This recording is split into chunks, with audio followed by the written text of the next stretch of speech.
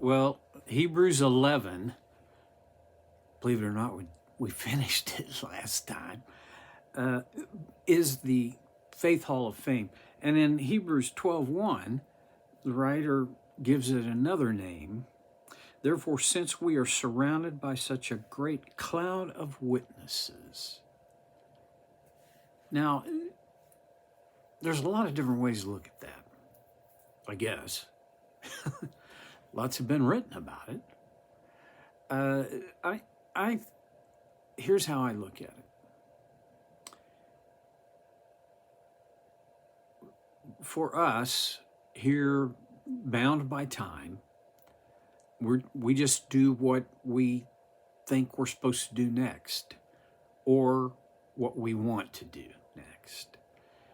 I wonder if outside of time, this cloud of witnesses is somehow they see us, they watch us, they're we're surrounded, he says, by such a great cloud of witnesses. You have to draw some sort of conclusion about how does that happen, who are they, and well, he's just given us a little bit of a catalog of who these witnesses are. And now we, locked in time, act according to where our hearts and interests lie, where our loyalties lie, our affections, and we do this inadequately. But for us, what we most want, really, okay, I'll say it this way, emotionally, we most want to do what God wants us to do. Now, down on the street level, sometimes we don't quite get there. But we live, and there are witnesses. What does a witness do? It provides information as to the act in question, right? A witness bears testimony. What's the testimony? Now, some people would say, well, the testimony of these witnesses is God is faithful. Yeah, I think that's one of the things they would testify. And yet, well, you just don't leave out the fact that toward, I'm going to find it here, the last part of Hebrews 11 is kind of dark. Let me read it again. After giving, the kind of the victory people, then he goes on to say they were put to death. Some faced jeers and flogging, as verse 36, and even chains and imprisonment. They were put to death by stoning. They were sawed in two.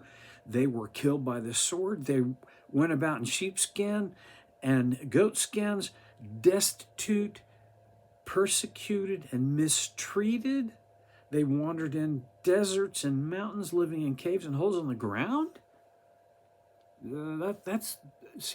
Those are witnesses also. God is faithful. Well, yeah, he is. In the eternal sense. But his faithfulness doesn't necessarily get proven or reflected in the temporal experience of these witnesses. They died, and some died horrible deaths. All of them died not receiving what was promised. But they now have received what was promised, and that aspect of God's faithfulness, it's clear. He is faithful. for eternity. And they bear witness to this. They give testimony to that fact. And they are a cloud of witnesses surrounding us. Now, these are not angels. Angels are created beings. Angels are not our dearly loved dead folks who have been promoted and got their wings, a la It's a Wonderful Life. That's not how it works. These people, these dead and now resurrected into a new life, surround us like a cloud of witnesses. I don't know how that works. I'm just going to say, okay.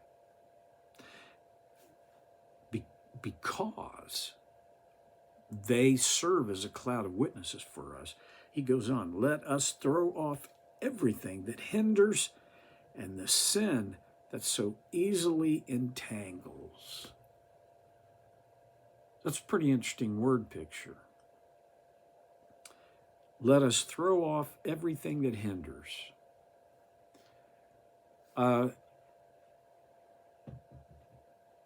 You've noticed this, and this is way not my creativity that came up with this. I've heard it hundreds of times, I think. Rewind back to the Olympics, the track and field Olympics. And you notice that the sprinters, runners of any kind, they weren't wearing street clothes. They were wearing very lightweight, minimal clothing. In the Hebrew writer's day, reflecting on competitive runners, it's kind of rated R, but they ran in the nude. Clothing would have held them back, and the writer says, so throw off everything that hinders and the sin. Okay, so in my mind, sin obviously hinders me, but there are other things that are not sin. If I get this right, let us throw off everything that hinders and the sin that so easily entangles. What are things that hinder your progress, your movement, your growth? Well, for me, one of the things that hinders that is I guess I'd have to call it an addiction to my dadgum electronic devices, social media.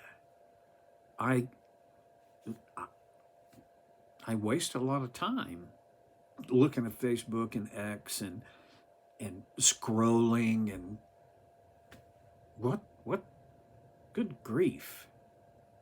Okay, that's not a sin, but it's a hindrance. Sometimes we waste time on, anyway, this is me, on thinking about the past and what I should have done, but I didn't do.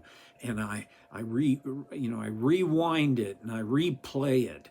A lot of times I'm trying to go to sleep at night and it's just, the theater gets engaged and I'm thinking about stuff I did that I wish I hadn't have, or I wish I'd said that, and why did I say that? And you can't change the past. All you can do is, now, for the sake of setting myself up to not repeat those mistakes, okay. But when I just play it over and over and over, and it's negative. is not helpful, and it's habituated.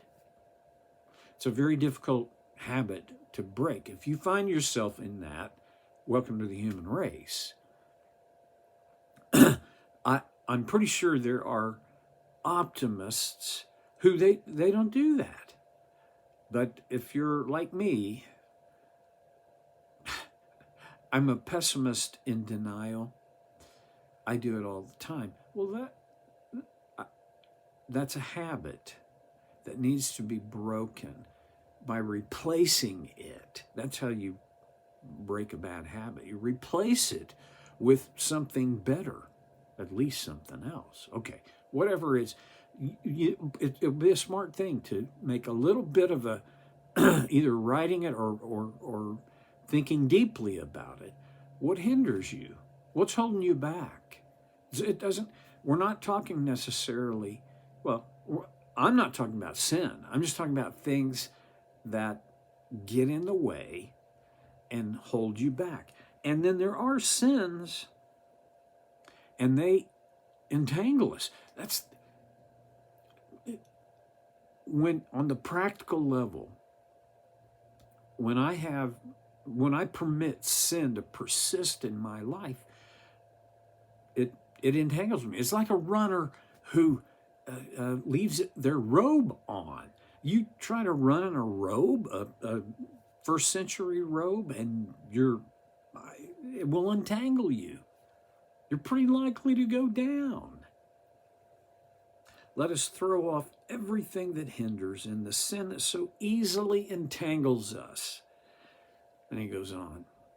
And let us run with perseverance the race marked out for us.